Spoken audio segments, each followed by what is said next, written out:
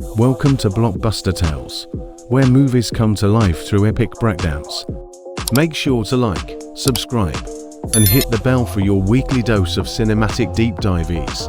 Let's dive into the story.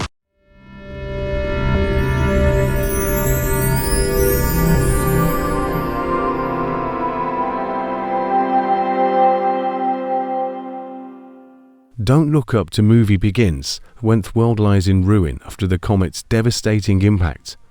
A few underground bunkers built in secret by the ultra-rich are now the last sanctuaries of life. Inside, a council of surviving elites begins, devising plans to reclaim the Earth's surface. Meanwhile, satellites pick up strange heat signatures, suggesting that not all life was destroyed.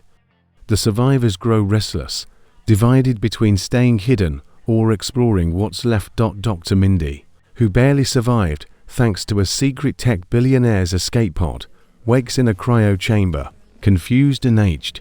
He emerges into a sterile bunker where time has passed unevenly. He discovers that 22 years have gone by since the impact.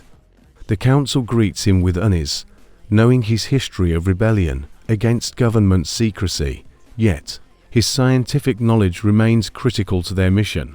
On the surface, small human colonies have started to rise among the ash and rubble. One group, led by Yul and June, scours ruins for food, tech, and signs of others. They have built a fragile community based on truth and resilience. Rumors reach them about the return of sky people from underground bunkers. The news causes both excitement and dread. Back in the bunker, a young tech prodigy, Ren, reveals a major breakthrough, a signal being broadcast from a far-off island, untouched by the comet. The council is skeptical, fearing it's a trap or hallucination. Dr. Mindy volunteers to lead a scouting mission to verify the signal. He's joined by Ren and a small, reluctant squad of soldiers. Their ship launches, breaking through clouds of ash and radiation storms. As they approach the island, lush greenery comes into view, defying expectations. Landing on the shore, they are greeted by a small tribe of humans who had hidden in a natural cave system during the impact. These survivors have rebuilt civilization in harmony with nature, rejecting technology and politics. Dr. Mindy is both amazed and disturbed by what he sees. The islanders have a matriarchal society, deeply spiritual and guarded against outsiders. The leader, Amara, warns them not to bring the old world sickness to their paradise. Meanwhile, one soldier secretly transmits location data back to the bunker council, betraying the mission's neutrality. Your surface community intercepts part of the transmission and decodes it, realizing that multiple factions now seek control of the new land. They prepare to make contact. June insists on diplomacy, while others urge an armed defense. They begin their own journey to the island, believing it holds the key to humanity's rebirth. The bunker council dispatches a larger ship, carrying weapons, drones, and colonization tools. They plan to reclaim the island under the guise of uniting humanity, but Ren, still on the island, learns of this and warns Amara and her people. Dr. Mindy faces a crisis of loyalty caught between his old world allies and the new world values. The three groups finally meet on the island: bunker elites, surface survivors, and naturalist islanders. Tensions rise as each presents a different vision of the future. Dr. Mindy tries to mediate, urging unity and environmental balance. But distrust and memories of destruction fuel paranoia. Amara reveals a secret, a hidden AI lab deep within the island that had predicted the comet's impact and devised countermeasures. The lab was never activated due to global government interference. She invites all groups to see the facility, hoping it will open their minds. But the bunker soldiers see it as a weapon to seize. Inside the lab, Ren discovers ancient data logs, showing that more cosmic events may be coming. Another asteroid field is slowly drifting toward Earth's orbit. A timer counts down 60 years until possible impact. Panic grips everyone, especially the bunker council, who want to take control of the lab and prepare an exclusive escape mission. A shootout erupts between the bunker soldiers and Yule's group, who've arrived just in time to help defend the lab. Amid the chaos, Dr. Mindy is injured, trying to protect Amara. The lab's defense system activates, locking everyone out and threatening to destroy the facility. Ren hacks the system to stabilize it, barely avoiding catastrophe. A fragile truce is formed after the violent clash. Leaders from each faction agree to one final meeting to decide humanity's path forward.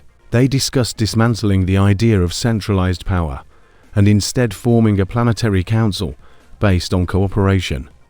Amara offers the lab as a shared base for monitoring space threats and healing the Earth. Meanwhile, hidden satellites once launched by megacorporations reawaken and begin scanning the planet. A mysterious signal is detected, not from space, but from deep within the Earth's crust. It pulses with increasing frequency, suggesting something unknown survived below. Fear spreads, but Dr. Mindy insists it's a new beginning, not a new threat. Months pass. The combined forces start rebuilding on the island, using knowledge, empathy, and tech imbalance. Children from all factions are taught together. Cultural stories from before the comet are shared, ensuring old mistakes aren't repeated. Hope slowly replaces fear. Yule and June get married in a joint ceremony representing surface and island unity. Amara blesses the union, calling it a new mythology in the making. Ren continues working on space monitoring tech, integrating it with the island's natural systems. Dr. Mindy writes a manifesto of the Lookup Doctrine. One night, a streak of fire crosses the sky. Everyone looks up in silence, bracing for impact, but it fizzles out. Relief washes over the crowd. That moment cements the idea that humanity must never again ignore the sky. Don't look up becomes a phrase of the past, replaced by always look up, but never forget. The closing scene shows a new generation of children planting trees under a sky cleared of ash. Ren teaches them about science, while June teaches storytelling and Amara leads rituals.